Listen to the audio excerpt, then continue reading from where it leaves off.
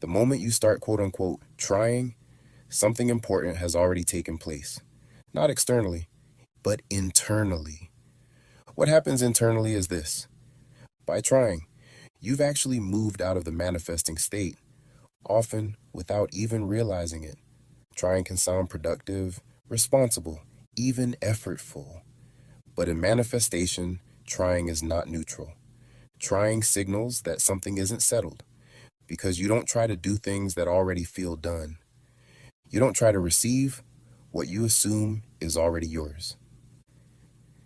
Trying is a subtle admission of lack, and that admission destabilizes the manifesting state. This is why effort often feels like movement, but produces no results. It creates activity without assumption.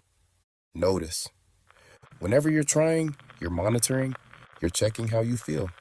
You're checking if it's working yet, and you're making adjustments constantly. And all of that attention keeps the desire positioned in the future instead of anchored in the present. This is where most people get confused.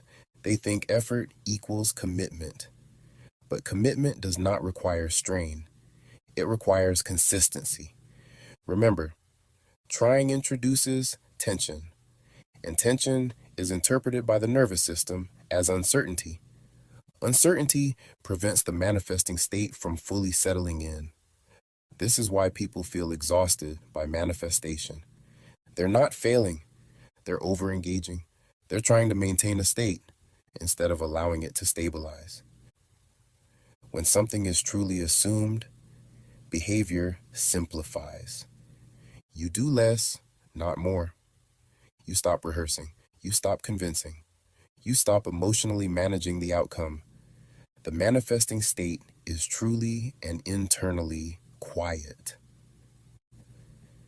Neville Goddard warned against effort in imagination for this reason. Not because imagination is passive, but because force collapses naturalness. And naturalness is the signature of assumption. Trying also keeps identity, and therefore state unstable. Each attempt implies another attempt at trying may be needed. Each repetition implies the state hasn't locked in yet, thus keeping you in a cycle. That loop keeps you in preparation, not possession of your desire. Note, the state of trying never becomes the state of having, because having something feels calm and trying feels tense, and tension cannot coexist with assumption. This doesn't mean you stop living or stop taking action. It means action stops being emotionally loaded. You move when it's natural. You speak when it's obvious. You act without attaching the action to an outcome. That's the difference. When trying disappears, presence increases. You're no longer projecting yourself forward.